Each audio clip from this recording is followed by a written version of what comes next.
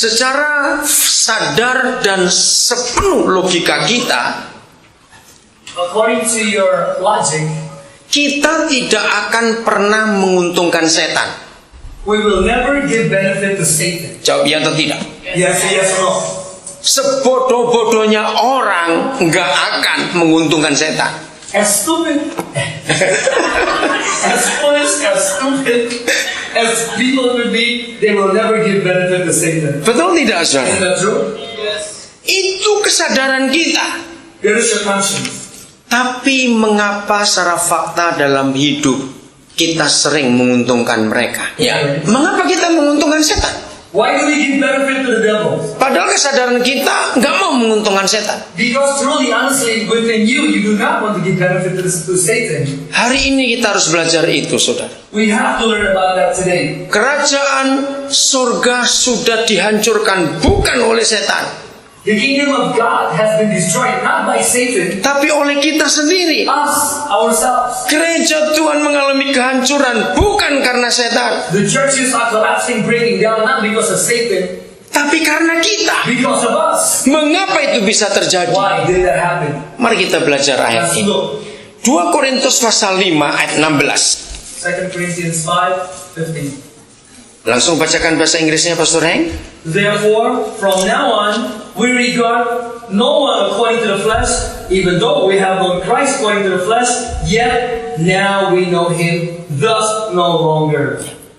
Kalau kita teliti firman ini aneh sekali. If you really meditate on it, it's kind of strange. Bagaimana kita tidak boleh menilai seorang manusia menurut ukuran manusia? How can we not regard men according to the flesh? Bahasa Indonesia berkata, sebab itu kami tidak lagi menilai seorang juga pun menurut ukuran manusia. Therefore, we do not regard men according to flesh. Lalu kalau kita tidak boleh mengukur seorang manusia menurut ukuran manusia, ukuran apa yang kita pakai untuk mengukur seorang manusia? So, if we cannot measure men by the measure of men, then what kind of measure are we going to use? Saudara, inilah firman yang kita harus pakai dalam kehidupan kita sehari-hari. This is the one that we have to use daily. Kalau kita tidak boleh mengukur seorang manusia dengan ukuran manusia, maka kita harus memakai ukuran Kristus menilai seseorang itu. So if we cannot measure men according to the flesh, then we have to use the measure of Christ to measure men. Katakan amin. Say amen. Selama kita memandang manusia dengan ukuran manusia, kita akan mengalami banyak kekecewaan. For as long as you look at men with the measure of men, you will be disappointed. Dosa terbesar di dalam gereja itu ada dua. The greatest sin in the church, there is two. Salah faham dan iri hati. Misunderstand and jealousy. Lagi sekali, dosa terbesar dalam gereja itu salah faham dan iri hati. The biggest sins in the church is misunderstanding and jealousy. Mengapa itu bisa terjadi? How could that happen? Karena kita melihat orang dengan ukuran manusia. Because you look at people with the measure of flesh. Mari kita belajar dari Tuhan Yesus. Let's learn from Jesus Christ. Kalau Tuhan Yesus mengukur kita dengan ukuran manusia, If Jesus measures us with the measure of men, kita nggak akan ada yang pantas satupun di hadapan Dia. none of you will be worthy in front of him. Perhatikan ini, saudara. Watch this.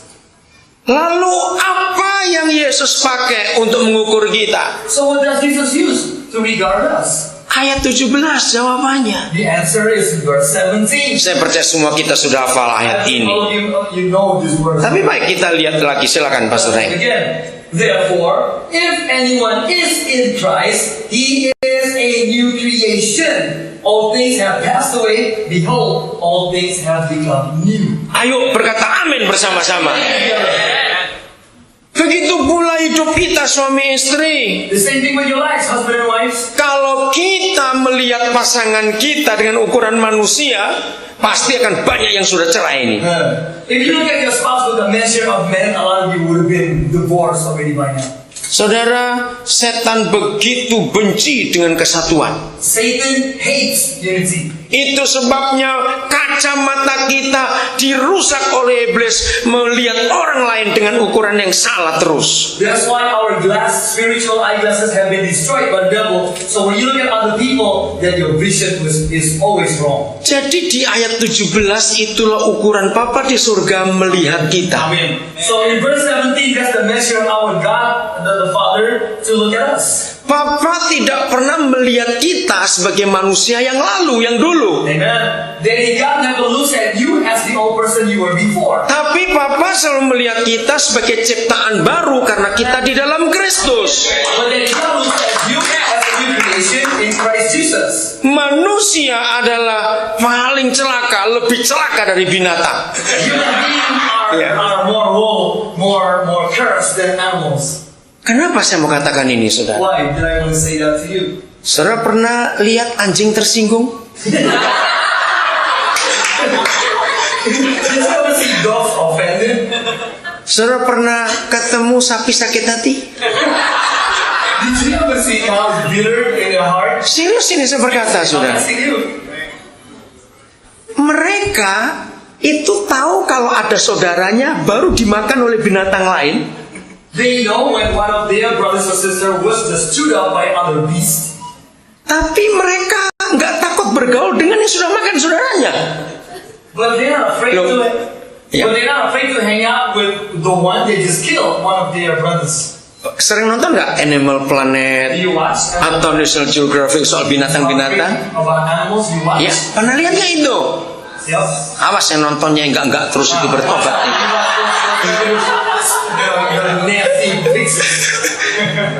Nonton yang bagus-bagus dan mendidikan anak-anak kita juga. Watch the good things that also educate our children. Belajar dari binatang, saudara. Learn from animals. Mereka itu lebih tahu aturan daripada kita. They are More polite mungkin. they are more knowledgeable Yeah. than you.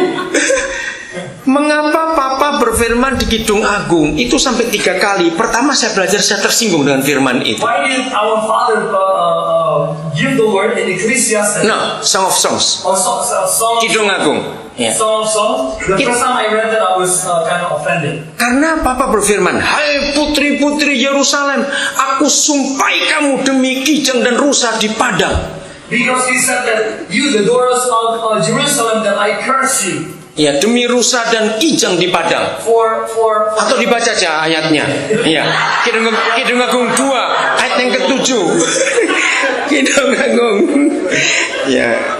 Kami baru 2 kali ketemu, tapi kami ini satu roh dengan Pak Eng. Jadi begini cara ngomong. I just read Pastor Hank, but me and him, we are the same spirit.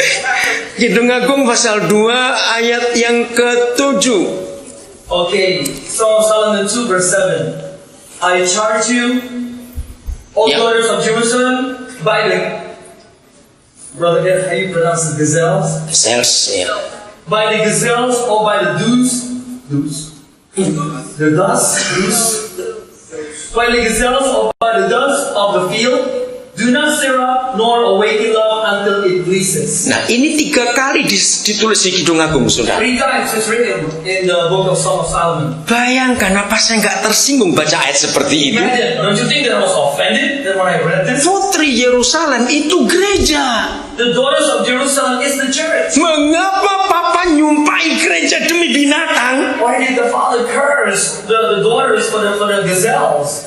Karena membangkitkan cinta sebelum waktunya. Because they arose love before it was time. Nah, sampai suatu hari saya belajar biologi, baru saya ngerti ayat itu. One day I learned about biology, then I began to understand. Maka itu saya percaya bahwa binatang lebih tahu aturan dari kita yang sekolahan ini. That's why I really believe that animals are more knowledgeable than us who went to school. 3 hal yang kita belajar. 3 things we learned. 1. 1. Binatang itu tahu tepat musim kawinnya kapan.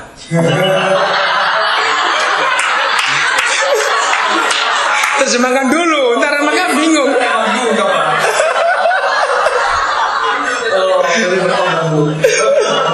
Because animals know their time to mate. Bayangkan kalau mereka kawin kayak kita kalah banyak dengan mereka di dunia ini. If they mate like us, they will be more than us human beings.